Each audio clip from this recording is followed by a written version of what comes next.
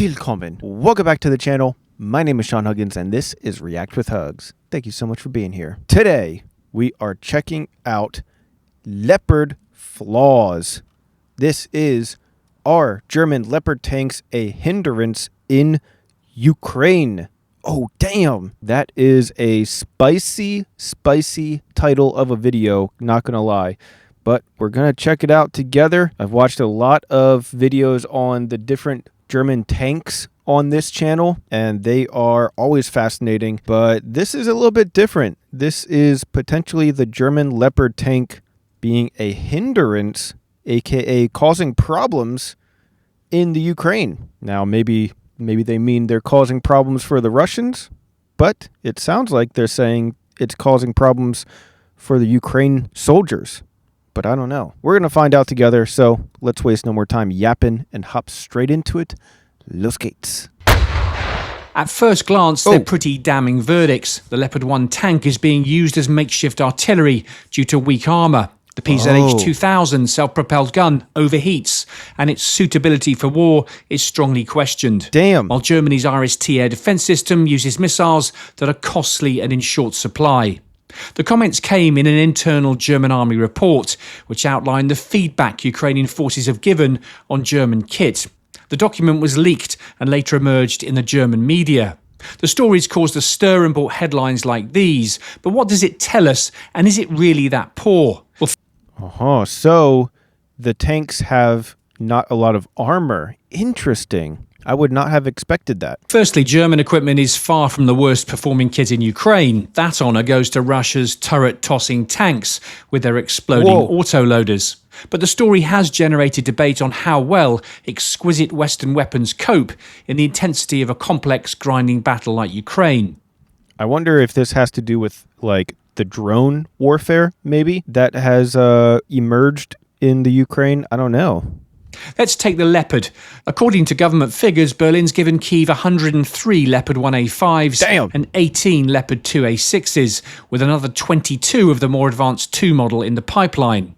The Leopard 1A5 is a Cold War tank from the mid-1980s. On the plus side, it's... Whoa, wait a minute. Okay, so the Leopard 1A5 is from the Cold War era. So a majority of the tanks are from this Cold War era. That could be the problem. I mean, maybe they're just not, equipped for the modern battlefield because they're just so old. It's light, around 40 tons, compared to 64 tons for Challenger 2. As a tank, it offers good protection from mines and artillery, and the firing system for the 105mm gun on the upgraded A5 model is the same as on the Leopard 2, but it is relatively light on armour, and that makes it vulnerable to capable anti-tank weapons like Russia's Kornet, plus some of Moscow's more powerful drones and loitering munitions, like the Lancet. Whoa. That appears to be the reason the Ukrainians often dig them in and use them as static artillery. The Leopard 2, on the other hand, has proven to be a deadly weapon, possibly Ukraine's most effective tank, despite being vulnerable to a top-down drone strike. The problem seems to be less with the weapon, more with how they're deployed and operated. Germany has a repair facility in Lithuania where they fix damaged Leopards, but there's been reports it lacks spare parts.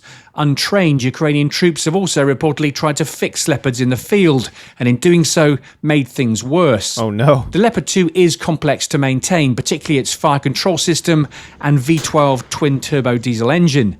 It requires specialist technicians and tools, plus the ability to work under constant threat of drone attack. Hence, they often end up being sent to Lithuania or Poland. German tank crews also take 3 years to learn how to use a Leopard properly. Damn, 3 years just to learn how to use it. That's like a whole college degree. So it's not surprising that so many were lost during Ukraine's unsuccessful counteroffensive in 2023. They didn't have enough of them, crews didn't have enough training, and they didn't use them in the way they were designed. Well, I mean, that's a lot of mistakes right there. Leopard was built for lie. fast, high-intensity battles, not the grinding attrition of Ukraine, where the skies are saturated with drones and electronic warfare. They were also designed to operate with air support, and Ukraine has very little of that either. So how does it compare to other tanks given to Ukraine? So it's literally like it's just not designed to be used the way that they're using it. So, of course, it's not going to it's not going to perform well? Well, the American M1 Abrams gas turbine engine can actually be removed fairly easily. It's held in with 10 bolts. A well-trained crew can apparently do it in less than 20 minutes. Damn. But it does need a recovery vehicle. Challenger 2 is also complex to operate and maintain. Plus, Ukrainian troops complain it's too heavy and sinks in the mud. It also requires 2 sets of tools because the turret uses metric measurements and the hull imperial. It's also worth noting that Ukraine hasn't lost a staggering number of Leopards. According to the tracking site Oryx, of the 1,147 tanks Kyiv has lost, 17 Leopard 1s have been destroyed and 38 Leopard 2s. That's out of a reported 250-odd Leopards supplied by Germany and other nations, so around a fifth of them. Damn. Compare that to Russia, which has lost nearly 4,000 tanks, around 100 a month. Okay, Ukraine lost like 1,000 tanks and Russia lost 4,000? Holy crap. Since the war began. So what about this claim that German tanks are just over-engineered? Comparisons are being made between Leopard and Germany's Second World War tanks, formidable weapons like the Tiger, which could easily knock out Allied tanks, but was unreliable and costly to maintain. It's a neat comparison, but the Tiger's problems were as much to do with a lack of parts, ammunition and fuel than any design flaws, which it did undoubtedly have.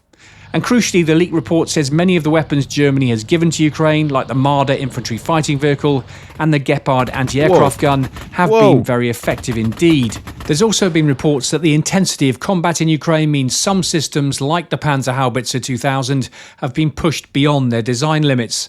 The gun was intended to fire up to 100 rounds a day, but in Ukraine that's regularly being exceeded, increasing wear and tear on the system.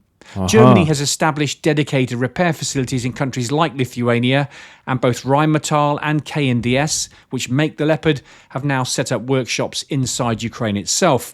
While the headlines don't paint a flattering picture of the Leopard, it's still among the best tanks in the world. And critically, it's provided huge survivability for the crews using it. While the conflict... Yo, what is this? The barrel of the tank blew up? Or it got hit or something? Holy crap. in Ukraine has done, though, is shifted the dial, with militaries now looking increasingly at sustainability, not just firepower. While this report says that hardly any German heavy equipment is suitable for war, it's a conclusion that many Russian soldiers on the other end of a Leopard may well take issue with. Simon Newton, BFPS Forces News. Damn. Okay. So, yeah, I mean, we hear a lot about the Bundeswehr having, completely let their equipment, rot, it would seem. We're always hearing about, how the Bundeswehr can't take care of their own vehicles and tanks and helicopters and planes, and everything needs fixed, and they don't have anything of value, or they don't have anything, and everything is broken, basically. But it would seem that the stuff isn't actually broken. It seems like it's pretty well designed and well built. It seems like stuff is working pretty good. It's just that it's being used on the Ukrainian battlefields in a way that it's not designed to be used. So, of course, it's going to not perform the way it's expected to perform if it's not used the way that it's designed to be used. I mean, I don't know. That makes sense to me. But then again, I'm not an expert on, modern battlefields and stuff. I'm just some guy on the internet. So I don't know. I'm curious what you guys, the experts, have to say about it. What do you think of the video? Let me know your thoughts. Leave your mustard down in the comments section below. And when you're done there, consider subscribing, leaving a like, all that good stuff. It helps the algorithm, which helps the channel, and is very much appreciated. So thank you in advance. But that being said, that's all the time that I have for today. So thank you guys for just being here. And as always, I'll see you guys next time. Peace.